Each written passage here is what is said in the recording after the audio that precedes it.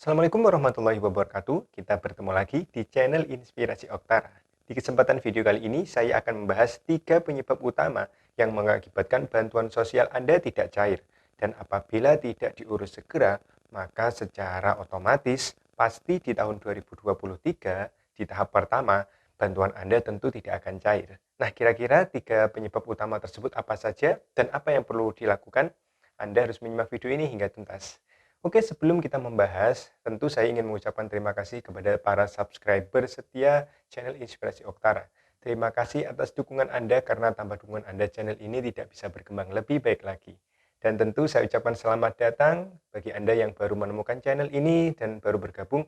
Mohon dukungannya. Anda berada di channel yang tepat karena channel ini disampaikan langsung oleh pendamping sosial dari Kementerian Sosial Republik Indonesia.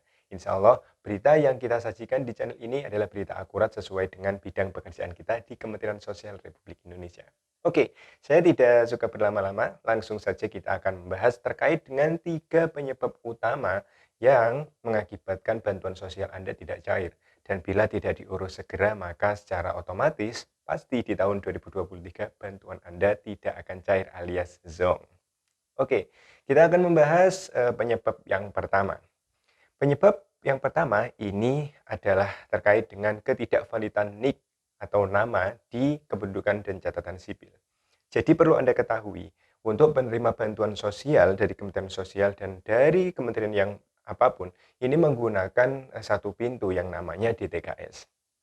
Nah, masyarakat atau para KPM yang sudah berhasil masuk ke DTKS dan tidak ada masalah, maka mereka-mereka ditetapkan sebagai penerima bantuan sosial di periode berjalan. Misalnya di tahap pertama, tahap kedua, tahap ketiga, atau tahap keempat. Nah, syarat untuk memasukkan nama ke dalam DTKS tentu melalui prosedur yang sudah ditetapkan sesuai dengan undang-undang. Itu baik melalui musyawarah desa, musyawarah kelurahan, dan yang lain sebagainya hingga sampai kepada pusat dan disetujui oleh Kementerian Sosial Republik Indonesia. DTKS ini dikelola oleh Pusat Data dan Informasi di Kementerian Sosial.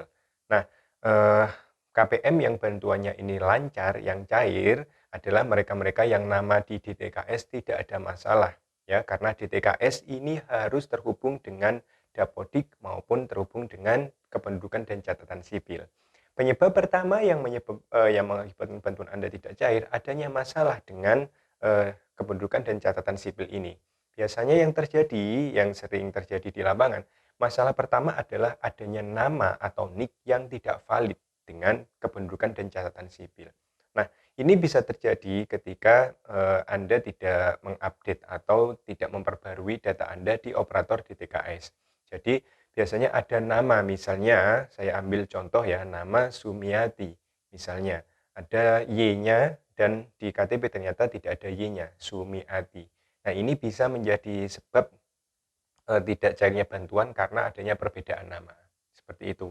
Lalu juga NIK yang tidak valid ini biasanya ada NIK yang ternyata di eKTP dengan di aplikasi ini tidak sama. Entah bagaimana dasarnya, entah bagaimana sebabnya, ini tidak sama. Ya, misalnya di eKTP 003 misalnya di belakangnya. Ternyata di aplikasi yang masih terbaca 001. Sehingga dengan demikian bantuan tentu tidak akan cair karena adanya perbedaan data administrasi ini. Itu yang sering terjadi. Lalu permasalahan data yang kedua, adanya NIK ganda. Jadi terbaca NIK ganda di DTKS, di aplikasi SIGNG. Nah, NIK ganda ini terjadi ketika misalnya yang sering terjadi ya, yang KPM saya alami, memang dulu KPM misalnya namanya A, lalu karena kurang satu huruf misalnya atas nama Sumiati tadi, KPM ini mengajukan untuk pengajuan penambahan nama ulang di operator saat itu, Sumiati. Sehingga di DTKS terbaca dua nama dengan NIK yang sama. Nah, dengan begitu artinya maka KPM akan terbaca NIK-nya ganda ya. NIK-nya sama, namanya ganda, data ganda, baik itu NIK maupun nama biasanya seperti itu. Nah, dua permasalahan utama ini terkait dengan NIK invalid yang belum padan dengan Dukcapil, nama maupun NIK yang belum padan, dan juga nama atau NIK yang ganda yang terbaca di SIGNG, maka solusinya adalah KPM harus melakukan updating data. Caranya bagaimana? Sangat mudah karena di desa atau kelurahan masing-masing ini sudah ada operator DTKS-nya, sehingga Anda hanya perlu datang ke operator DTKS, tanyakan apakah nama data-data di 1KK ini sudah sesuai dengan kependudukan dan catatan sipil. Jika misalnya operator DTKS yang ada di desa atau kelurahan tidak bisa, maka Anda langsung datang ke operator DTKS yang ada di Dinas Sosial Kabupaten atau kota masing-masing. Itu solusinya. Ingat ya, ini harus ada peran aktif dari Anda. Jika Anda tidak segera mengupdate ya ketika bantuan tidak cair dan Anda tetap menunggu, maka jika ada permasalahan terkait dengan NIK tadi, bantuan Anda otomatis di tahun 2023 tidak akan cair karena sistem saat ini adalah menggunakan DTKS dengan data yang sudah valid dengan Dukcapil. Nah, dan catatan yang paling penting, data semua kakak, baik itu kepala keluarga, istri, hingga anak-anaknya, semuanya harus valid dan harus padan dengan kependudukan dan catatan sipil. Tidak ada nama atau nik ganda yang terbaca di DTKS. Itu ya, itu adalah permasalahan yang pertama. Lalu penyebab yang kedua yang mengakibatkan bantuan Anda tidak cair, adanya keterangan exclude dapodik. Nah, apa itu? Nah, jadi keterangan exclude dapodik ini terkait dengan para penerima bantuan PKH yang memiliki anak sekolah, ya baik itu dari SD hingga SMA. Jika muncul keterangan exclude dapodik, itu artinya ada permasalahan dengan data yang ada antara anak sekolah dengan data pokok pendidikan ya, data induk pendidikan yang ada di sekolahnya. Mungkin saja bisa terjadi nama anak ini belum masuk ke dalam operator dapodik yang ada di sekolah, atau nama anak yang bersekolah ini atau NIK-nya mungkin bermasalah dengan kependudukan dan catatan sipil. Ini bisa jadi.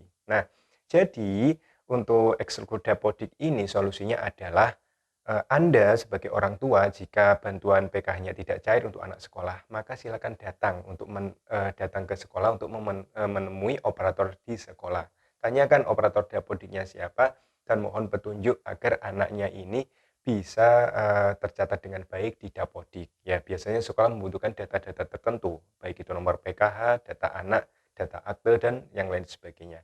Usahakan anak-anak yang sekolah ini sudah tercatat dengan baik di dapodik, sudah terupdate ya dari SD, SMP, SMP ke SMA.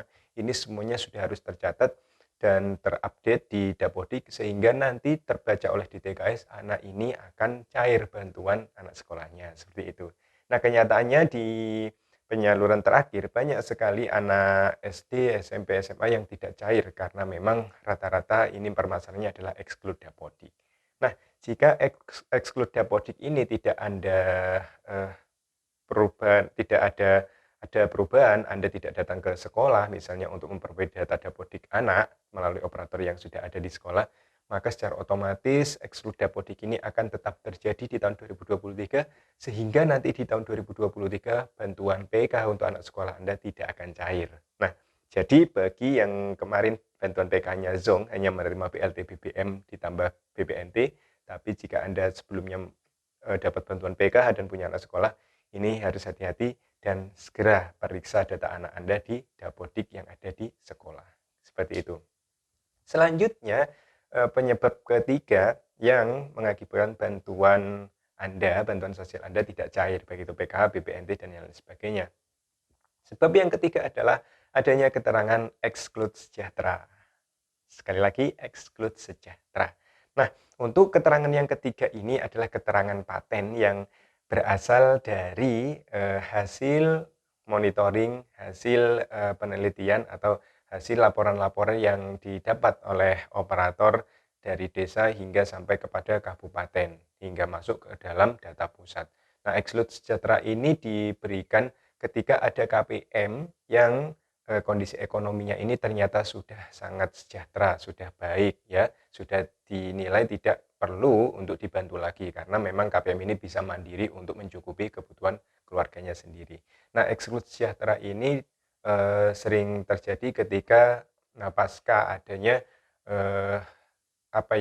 istilahnya ada validasi ulang ya, ada verifikasi ulang. Dinilai kelayakan rumahnya, dinilai kelayakan pekerjaannya, ketika sudah masuk ke dalam data ya ada kriteria kemiskinan, ada kriteria yang dikatakan keluarga ini sudah mampu, maka otomatis ini akan tercoret dari sistem DTKS dan akan terbaca exclude untuk sejahtera. Nah, jika sudah terbaca Eksklusif Sejahtera, otomatis meskipun Anda mau mengubah data itu, maka di tahun 2023 sudah pasti bantuan Anda tidak cair. Dan untuk yang memiliki tanda Eksklusif Sejahtera, secara otomatis Anda harus menerima karena memang Anda sudah dianggap mampu. Nah, jika tidak ada kesesuaian, misal di tahun-tahun selanjutnya atau di bulan-bulan selanjutnya, para KPM yang sudah tercoret karena Eksklusif Sejahtera ini ternyata nantinya mungkin ya tidak diharapkan ya, ternyata kondisi ekonominya menurun dan butuh bantuan, maka otomatis ini akan memulai proses dari awal, yaitu dari pengajuan data melalui musyawarah desa atau musyawarah kelurahan untuk dimasukkan ke dalam DTKS yang ada di desa atau kelurahan untuk diajukan pada akhirnya ke pusat. Jadi seperti itu. Nah, untuk penyebab yang ketiga, saya rasa ini sudah tidak ada harapan lagi ketika Anda sudah berlabel Eksklusif Sejahtera, maka sudah tidak ada harapan lagi di tahun 2023 bantuan Anda bisa cair. Nah, itu ya 3 penyebab utama yang mengakibatkan bantuan sosial Anda tidak bisa cair. Dan jika tidak segera diurus, jika tidak segera ditangani, maka otomatis di tahun 2023 jangan mengharapkan bantuan Anda bisa cair kembali. Nah, semoga informasi ini bermanfaat. Terus dukung perkembangan channel Inspirasi Oktara agar channel ini bisa berkembang lebih baik lagi di masa yang akan datang. Oke, terima kasih atas perhatian Anda dan saya akhiri. Wassalamualaikum warahmatullahi wabarakatuh.